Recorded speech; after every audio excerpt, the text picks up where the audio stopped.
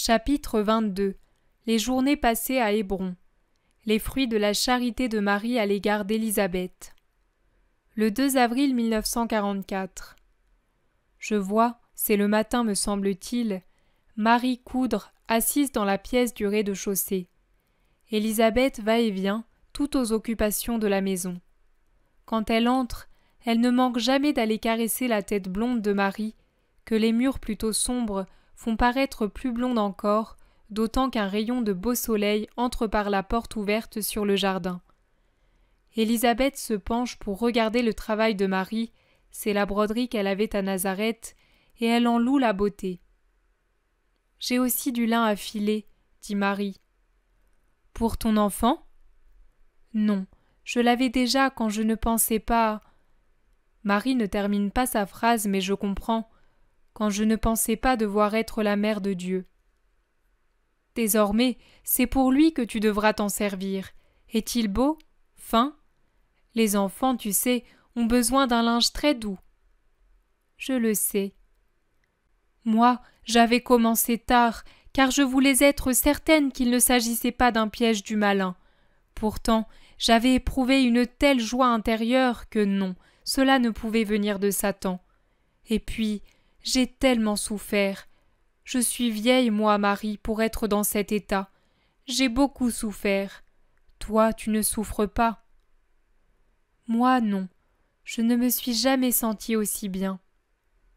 Et oui, toi, il n'y a en toi aucune tâche si Dieu t'a choisi pour être sa mère. C'est pourquoi tu n'es pas sujette aux souffrances d'Ève, celui que tu portes est saint. J'ai l'impression d'avoir des ailes dans le cœur et non un poids. J'ai l'impression d'avoir en moi toutes les fleurs et tous les oiseaux qui chantent au printemps, tout le miel, tout le soleil. Oh, que je suis heureuse! Bénie es-tu! Moi aussi, depuis que je t'ai vue, je n'ai plus senti ni poids, ni fatigue, ni douleur. Il me semble être renouvelée, jeune, libérée des misères de mon corps de femme. Mon enfant, après avoir bondi de joie au son de ta voix, s'est installé tranquillement dans sa joie. J'ai l'impression de l'avoir en moi comme dans un berceau vivant, et de le regarder dormir, repu et heureux, respirant comme un petit oiseau sous l'aile de sa maman. Mais je vais me mettre au travail, il ne me pèsera plus.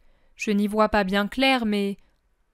Laisse, Élisabeth, c'est moi qui m'occuperai de filer et de tisser pour toi et pour ton enfant. Je suis rapide et j'ai de bons yeux. Il va te falloir penser au tien. Oh, j'en ai tout le temps. Je pense d'abord à toi qui approche du moment de ta délivrance, et puis je penserai à mon Jésus. Vous décrire la douceur de l'expression et de la voix de Marie, vous dire comment ses yeux se perlent d'une douce larme de bonheur, vous décrire comment elle rit en disant ce nom, les yeux tournés vers le ciel lumineux et bleu, cela dépasse les capacités humaines. On dirait que l'extase la saisit rien qu'à dire Jésus. Élisabeth s'écrie « Quel beau nom! Le nom du Fils de Dieu, notre Sauveur! Ô Élisabeth !» Marie devient toute triste et saisit les mains que sa parente tient croisées sur son sein gonflé. « Dis-moi, toi qui à mon arrivée as été remplie de l'Esprit du Seigneur et qui as prophétisé ce que le monde ignore, dis-moi, qu'est-ce que mon enfant devra faire pour sauver le monde? Les prophètes, ah, les prophètes qui parlent du Sauveur. Isaïe, tu te rappelles Isaïe? C'est l'homme des douleurs. Par ses blessures nous sommes guéris. Il a été transpercé et blessé à cause de nos crimes. Le Seigneur a voulu le consumer dans les souffrances. Après sa condamnation, il fut élevé. De quelle élévation parle-t-il? On l'appelle agneau, et moi je pense à l'agneau pascal, à l'agneau de Moïse, et je le rapproche du serpent élevé par Moïse sur une croix. Élisabeth, Élisabeth, que vont-ils faire à mon enfant? Que devra-t-il souffrir pour sauver le monde? Marie pleure. Élisabeth la console. Ne pleure pas, Marie, c'est ton fils, mais aussi le Fils de Dieu. Dieu s'occupera de son fils, et aussi de toi, sa mère. Et si beaucoup se montreront cruels envers lui, beaucoup l'aimeront. beaucoup à travers tous les siècles. Le monde regardera ton enfant et te bénira avec lui, toi la source d'où jaillit la rédemption. Être élevé comme roi de toute la création, quel destin que celui de ton Fils. Pense-y, Marie. Roi parce qu'il aura racheté toute la création, et en tant que tel, il en deviendra le roi universel. Même sur la terre, dans le temps, il sera aimé. Mon enfant précédera le tien et l'aimera. C'est l'ange qui l'a dit à Zacharie, et lui me l'a écrit. Ah, quelle douleur que de le voir muet, mon Zacharie. Mais j'ai bon espoir que, après la naissance de notre enfant, son père sera lui aussi délivré de son châtiment. Prie, toi qui es le siège de la puissance de Dieu et la cause de la joie du monde. Pour l'obtenir, j'offre comme je le peux mon enfant au Seigneur. Il est à lui, puisqu'il l'a prêté à sa servante, pour lui donner la joie d'être appelée mère. Il est le témoignage de ce que Dieu a fait pour moi. Je désire qu'il s'appelle Jean. N'est-il pas une grâce, mon enfant? Et n'est-ce pas Dieu qui me l'a faite? Moi aussi, je suis bien convaincue que le Seigneur t'accordera cette grâce. Je prierai avec toi. Cela me fait tant de peine de le voir muet. Élisabeth pleure. Quand il écrit, puisqu'il ne peut plus parler, j'ai l'impression qu'il y a des monts et des mers entre mon Zacharie et moi. Après tant d'années de tendres paroles, sa bouche n'exprime plus que le silence. Ces temps-ci, tout particulièrement, il serait si beau de parler de ce qui va arriver. Je me retiens même de parler pour ne pas le voir se fatiguer à me répondre par gestes. J'ai tellement pleuré. Je t'ai tellement attendu. Le village regarde, bavarde et critique. Le monde est ainsi fait. Quand on éprouve une peine ou une joie, on a besoin de compréhension et non de critique. Il me semble désormais que la vie est bien meilleure. Depuis que tu es avec moi, je sens la joie en moi. Je sens que mon épreuve va se terminer et que je serai bientôt tout à fait heureuse. Il en sera bien ainsi, n'est-ce pas? Je suis résignée à tout. Mais si Dieu pouvait pardonner à mon époux, pouvoir l'entendre prier comme avant. Marie la caresse, la console et l'invite, pour la distraire, à sortir un peu dans le jardin ensoleillé. Elles se rendent sous une tonnelle bien entretenue jusqu'à une petite tour sans prétention, dans les trous de laquelle nichent les colombes. Marie jette des graines en riant, car les colombes se précipitent sur elle en roucoulant et en décrivant de grands cercles aux reflets irisés. Elle se pose sur sa tête, sur ses épaules, sur ses bras et ses mains, allonge leur bec de corail pour attraper les graines dans le creux de ses mains, becquetant avec grâce les lèvres roses de la Vierge et ses dents qui brillent au soleil. Marie puise le grain blond d'un sac et rit au milieu de cette joute d'avidité envahissante. « Comme elle t'aime !» dit Élisabeth. « Cela fait à peine quelques jours que tu es parmi nous, et elle t'aime plus que moi, qui m'en suis toujours occupée. » La promenade se poursuit jusqu'à un enclos, au fond du verger, où se trouve une vingtaine de chèvres accompagnées de leurs chevreaux. « Tu reviens du pâturage ?» demande Marie à un petit berger à qui elle fait une caresse. « Oui, parce que mon père m'a dit « Rentre à la maison car il va bientôt pleuvoir et il y a des bêtes qui vont mettre bas. Veille à ce qu'elles aient de l'herbe sèche et une litière toute prête. Le voilà qui arrive. » Il indique le bois d'où vient un bêlement tremblotant. Marie caresse un chevreau blond comme un enfant qui vient se frotter contre elle, puis Élisabeth et elle boivent du lait tout frais tiré que le jeune berger leur offre. Le troupeau arrive, mené par un berger hirsute comme un ours. Mais ce doit être un homme bon, car il porte sur les épaules une brebis qui gémit. Il la pose délicatement par terre et explique. « Elle va agneuler. Elle avait du mal à marcher. Je l'ai prise sur mes épaules.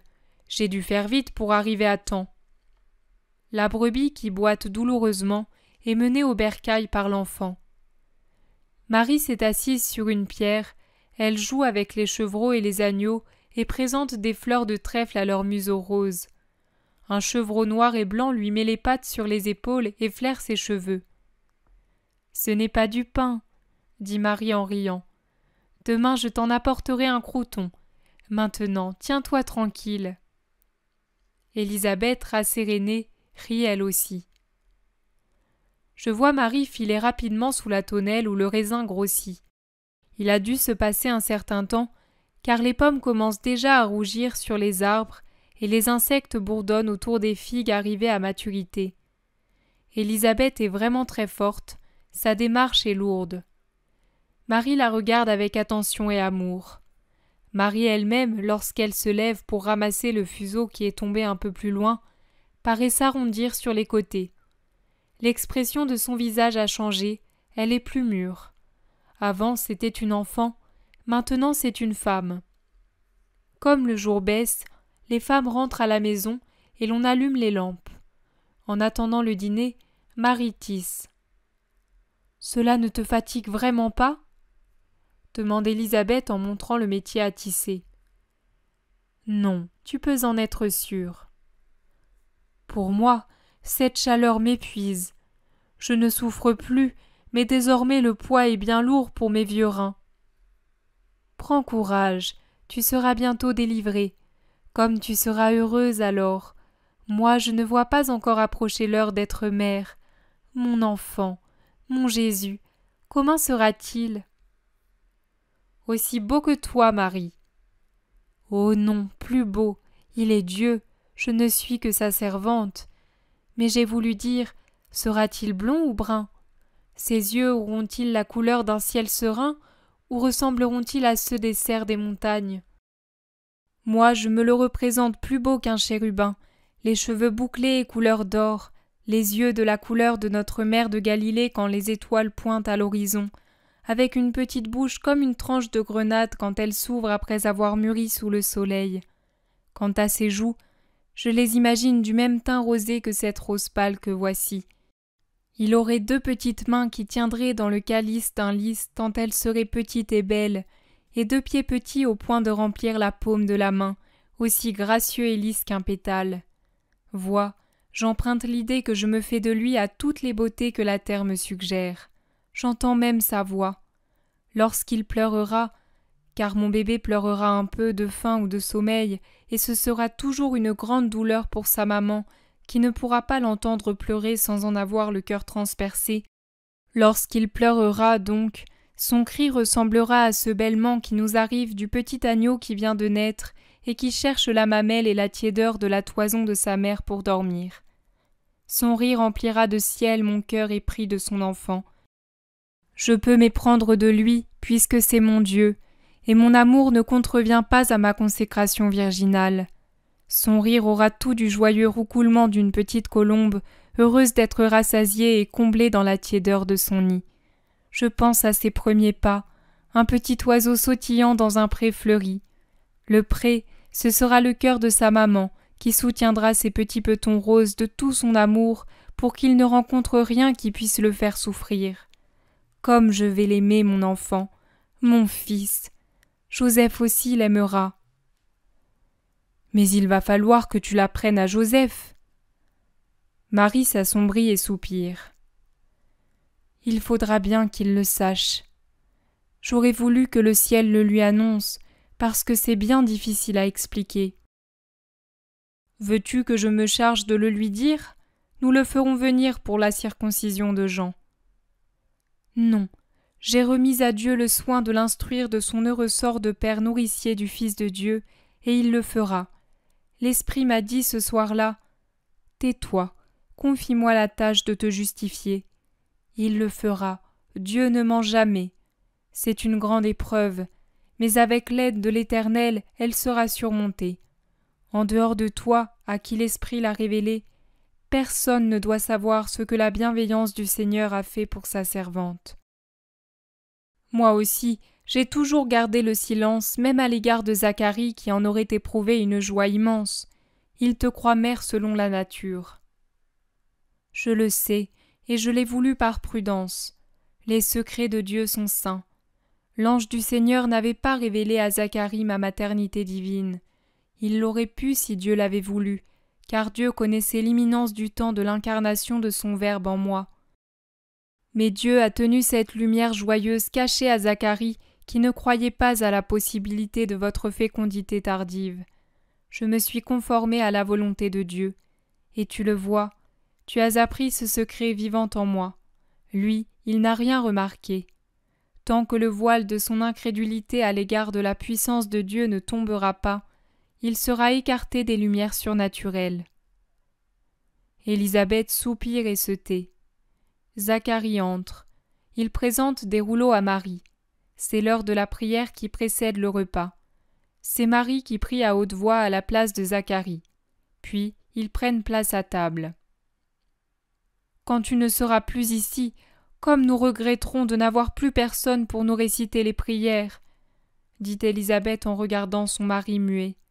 « C'est toi, Zacharie, qui prieras alors, » dit Marie. Il secoue la tête et écrie « Je ne pourrai jamais plus prier pour les autres, j'en suis devenu indigne depuis que j'ai douté de Dieu. » Zacharie, tu prieras, Dieu pardonne. Le vieil homme essuie une larme et soupire.